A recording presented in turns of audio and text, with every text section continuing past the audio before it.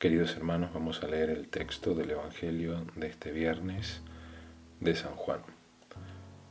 Los judíos discutían entre sí diciendo: ¿cómo este hombre puede darnos a comer su carne? Jesús les respondió: les aseguro que si no comen la carne del Hijo del Hombre y no beben su sangre, no tendrán vida en ustedes. El que come mi carne y bebe mi sangre tiene vida eterna, y yo lo resucitaré en el último día. Porque mi carne es la verdadera comida y mi sangre la verdadera bebida. El que come mi carne y bebe mi sangre permanece en mí y yo en él. Así como yo, que he sido enviado por el Padre que tiene vida, vivo por el Padre, de la misma manera el que me come vivirá por mí. Este es el pan bajado del cielo, no como el que comieron sus padres y murieron. El que coma de este pan vivirá eternamente. Jesús enseñaba todo esto en la sinagoga de Cafarnaúm. Palabra del Señor, gloria a ti, Señor Jesús. Queridos hermanos, estamos celebrando este viernes de la tercera semana de Pascua, también en este primer día del mes de mayo. También recordamos a San José Obrero, es el Día del Trabajador. La primera reflexión es referida al Evangelio que nos presenta este pasaje que continúa el texto que hemos estado leyendo esta semana. Jesús, que se presenta como el verdadero pan del cielo, ese maná que el pueblo israelita había comido en el desierto, no era más que una figura, un tipo de lo que iba a ser en plenitud el verdadero alimento, el verdadero pan del cielo, que es Jesús. El texto de hoy nos ilustra sobre algo que, tal vez uno no lo tenga muy presente porque ya lo tenemos asumido, pero la admiración de los judíos y de los que escuchan a Jesús, que se escandalizan cuando Jesús habla de que tienen que comer su carne. Les aseguro que si no comen la carne del Hijo del Hombre y no beben su sangre, no tendrán vida en ustedes. Y esto los escandaliza. ¿Cómo puede ser posible esto? Tal vez nosotros lo hemos escuchado en repetidas ocasiones y se nos pasa por alto, pero ha habido dentro de la Iglesia muchos ataques a la doctrina de los sacramentos, a la divinidad de Cristo, incluso a la presencia real de Jesús en la Eucaristía, si realmente está presente, si realmente es su cuerpo y su sangre, si esa presencia real permanece en las especies eucarísticas, si el pan convertido en el cuerpo de Jesús es realmente el cuerpo de Jesús. Pensemos que todo el movimiento protestante sostiene que las especies eucarísticas están con la presencia de Cristo en el momento de la celebración, pero después desaparecen, así lo entienden ellos. Por eso los protestantes no tienen sagrario, es decir, durante la durante la celebración que ellos tienen,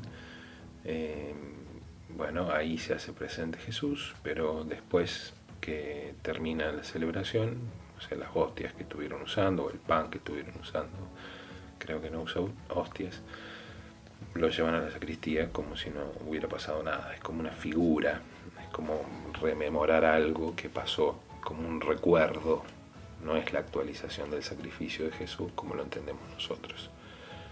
El texto que acabamos de escuchar nos dice que los judíos se escandalizaron a decir que Jesús dice que teníamos que comer su cuerpo y su sangre. O sea que no habla de una figura, no habla de una imagen, no habla de una metáfora, sino que se refiere realmente a aquello que es el centro de nuestra existencia, que es recibirlo a Jesús eucarísticamente, comer su cuerpo, sangre, alma y divinidad.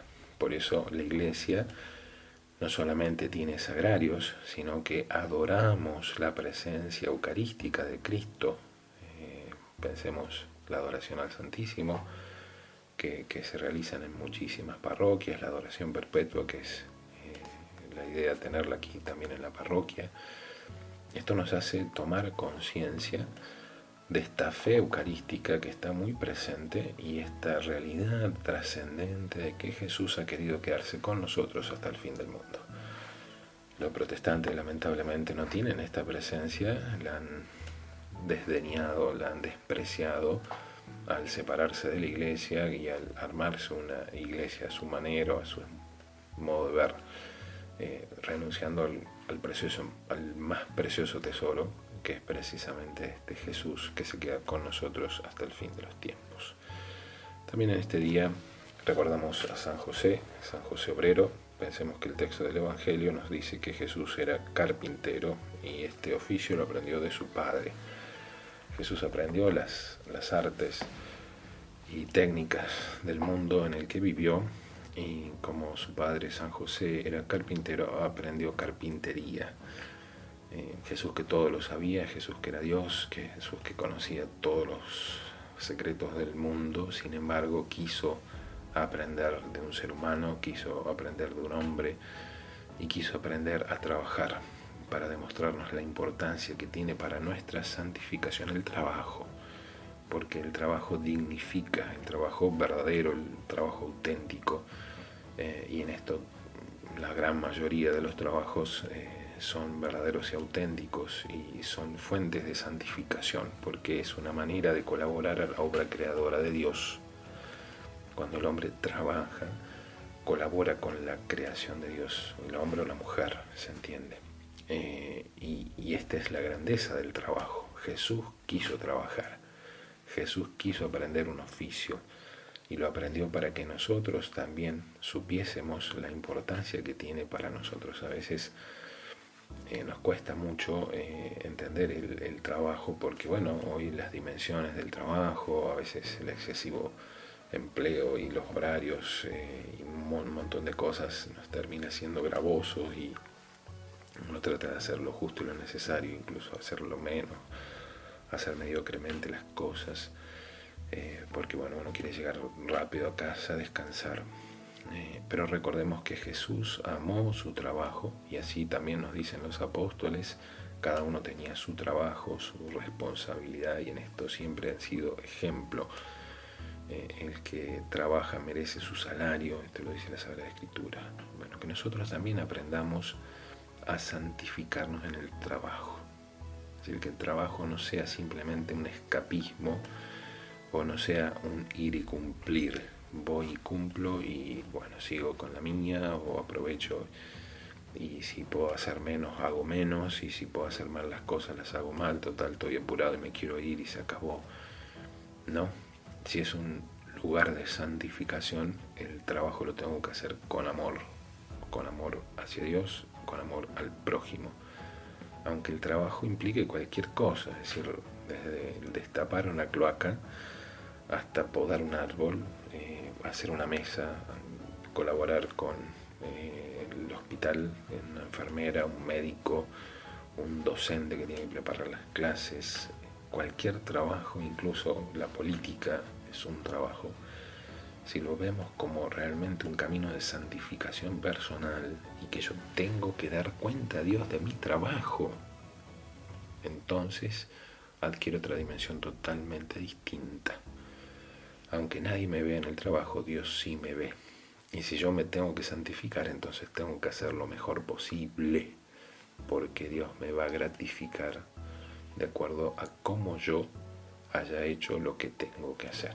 Y esto incluye no solamente aquellas personas que trabajan con relación de dependencia, sino incluso las tareas que tenemos que hacer. Una ama de casa que tiene que cuidar su hogar, que tiene que preparar la comida, que tiene que limpiar los pisos, tender una cama. Pensemos cuántas oportunidades tenemos de santificarnos haciendo las cosas bien, no haciéndolas mediocremente, no haciéndolas a medias. El demonio nos tienta para que hagamos las cosas mediocremente, para que dejemos para después, para que hagamos las cosas así sin poner el empeño y la perfección que exige nuestra vocación cristiana. En este día, ejemplo de San José, también nosotros aprendamos a valorar ese trabajo, sea donde sea que el Señor nos haya puesto, que lo hagamos realmente como un camino de santificación, y pidamos muy especialmente por aquellas personas que están pasando un momento difícil, que no tienen manera de trabajar, que no tienen ingresos, para que esta situación pandémica pronto se solucione, y si hace falta sepan que desde la iglesia y demás están las puertas abiertas para poder ayudar a aquellos que lo necesiten. Y la bendición de Dios Todopoderoso, Padre, Hijo y Espíritu Santo, descienda sobre ustedes y permanezca para siempre. Amén.